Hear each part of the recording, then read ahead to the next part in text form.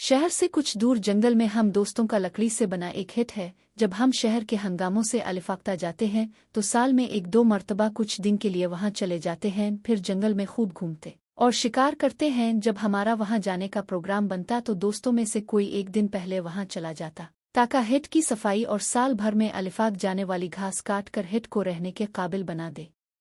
इस बार पहले जाने की बारी मेरी थी, चुनांचे में एक दिन पहले वहां पहुंच गया। हिट के बाहर कई फीट ऊंची घास अलिफाग आई थी। मैं दरवाज़ा खोल कर अंदर दाखिल हो गया। अंदर भी वही आलम था, कद आदम घास और मिट्टी से इटी दर और दीवार भूत बंगले का मंजर पेश कर रहे थे। मैं अपने साथ खाने पीने की चीज़ें भी लाया था। ये चीज़ें मैंने बावर्ची खाने में रख दें। हर चीज़ पे गर्द की तह जिम गई थी। मैं कमर किस कर सफाई में जात गया, पहले कमरे की, फिर बाथरूम और किचन की सफाई की। शाम तक मैं थक कर चूर हो गया, फिर नहाकर सोने के लिए लेट गया। चंद लम्हों में ही मैं नींद की पुरसुकून वादी में पहुंच गया। न जाने में कितनी देर और सोता के शोर से खिल गई। बाहर अच्छा खासा दिन निकल आया था। मैं जल्दी से बाहर निकला। बाहर एक जंगली कुत्ता खाने के सामान के थैले से चीजें निकालने की कोशिश करता नजर आया। शायद मैं रात को बाहर का दरवाज़ा बंद करना भूल गया था।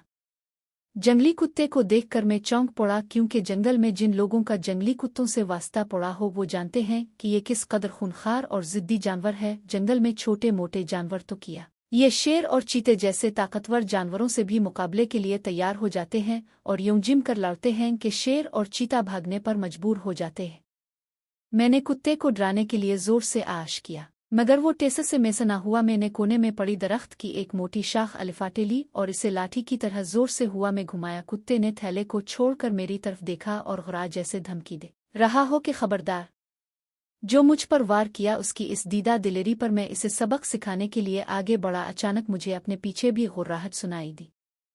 पलट के देखा तो एक और कुत्ता मुझ पर झपट रहा था। मैंने घूमकर लाठी का वार उसके सर पर किया। चोट खाकर वो पीछे हटा तो पहले वाले कुत्ते ने अलिफा चिलकर मुझ पर हमला कर दिया। मैं फुर्ती से एक तरफ हटा, मगर कुत्ते का नोकीला पंजा मेरे बाईं गाल की खाल अलिफा देवता चला गया। मेरे मुंह से दर्द भरी सस्कारी निकली।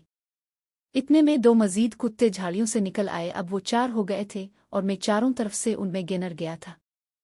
खुद को कुत्तों के घेरे में देखकर मैं जमीन पर बैठ गया और लाठी सर से ऊपर दायरे में घुमाने लगा। कुत्ते हमला करने के लिए आगे बढ़ते, मगर चोट खाकर पीछे हिट जाते। लाठी घुमाते घुमाते मेरे हाथ शल हो गए, लेकिन कुत्ते टलने का नाम ना ले रहे थे। फिर अचानक लाठी मेरे हाथों से छूटकर दूर जा गिरी। मुझे निहत्ता देखकर कुत्ते एकदम मेरी तरफ लपके। मैंने भागकर कमरे में पनाह लेना चाही। जैसे ही मैं कमरे की तरफ भागा, एक कुत्ते ने लपककर मेरी पिंडली में अपने दांत गाड़ दिए। दूसरे ने अलिफा चिलकर मेरा बाजू अपने जबड़े में दबोच लिया। मेरे मुंह से चीख निकल गई। मैंने अपने जूते से एक कुत्ते को जोरदार ठोकर लगाई, हाथ झटक कर दूसरे से छुड़ाया और कमरे की तरफ भागा, मगर एक और कुत्ते ने मेरी टांग दांतों में दबोचकर मुझे पीछे खींच लिया। दूसरा हुआ मैं अलिफा चिला और जोर से मुझसे आ टकराया। मैं लड़खड़ा कर गिरा। मेरी आंखों के सामने शरारे से नाचे और फिर मेरा जहन गहरी तारीकी में डूबता चला गया। जब मुझे होश आया तो मैंने खुद को अस्पताल में बिस्तर पर लेटे पाया। मेरा पूरा जिस्म पट्टियों में लिपटा हुआ था। मेरे दोस्तों ने बताया कि जब वो वहां पहुंचे तो कुत्ते मुझे घसीटकर जंगल की तरफ ले जा रहे थे। उनके साथ झड़प में 3 कुत्ते मारे गए, चौथा अपने साथियों का हशर देखकर भाग निकला।